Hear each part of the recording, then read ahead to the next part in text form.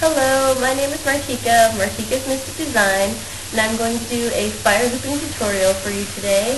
I'm just going to go over very basic fire hooping tricks, not necessarily tricks, but more of just how to become more comfortable on your fire hoop. I won't go over any fire safety. If you're looking for any fire safety information, you want to go to nafaa.org for North American fire safety regulations. You can also go to hoopcity.ca. But to go ahead and get started, I'm going to go ahead and use a 5-wick fire hoop. I typically use a 4-wick fire hoop. I find that with 4 wicks, you have more space between the wicks to do tricks like breaks and reversals. You can also do things like body rolls a lot more easier. But I'm going to go ahead and start with just some basic waist hooping. So what we're going to do is we're just going to go ahead and do waist hooping, and feel free to move around and get comfortable in this space. Do whatever you need to do to keep your hoop balanced. If it's turning in circles, to keep the hoop in a stable horizontal rotation. So what we're going to do is just play around this space outside of our hoop, and we're going to do this by waiting for the hoop to touch the front of our belly. And when it touches the front of our belly, try to touch between the spines. If you hit a spine as you do this, you will learn to eventually find when is the best time to touch between your wicks. As you look down, you will see, as the hoop touches your belly, there may be a wick that comes in front of your belly first, not necessarily an open space. So as you waist hoop, wait till you see that white or black, whatever color plastic or tape your hoop is, and that open space is, and when you can put your hand in. So now, and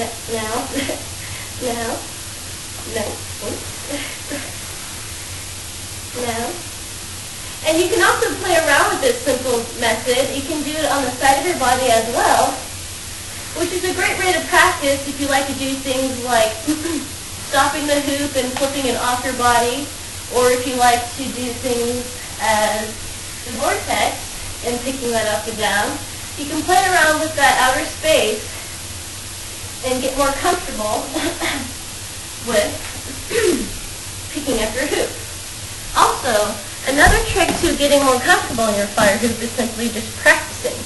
Practicing just 30 minutes every day, just doing simple things such as the timing with touching between your wicks. Also, you can do just basic hand hooping, getting comfortable with the weight of the hoop on your hand.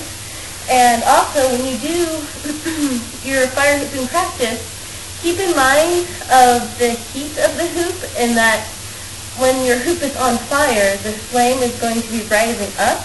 So when you're waist hooping, keep in mind that the flame is going to be rising up onto your arms and onto the upper half of your body.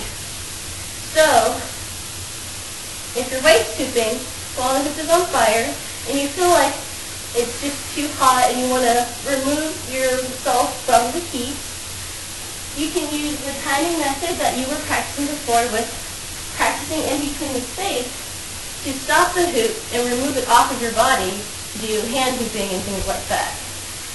So that's just a basic way of feeling your hoop. And also, I find that every fire hoop is, well, not every fire hoop, the majority of fire hoops are just slightly different because of the type of tubing that they use or the type of way that the fire wicks are made. A hoop may be lighter or heavier.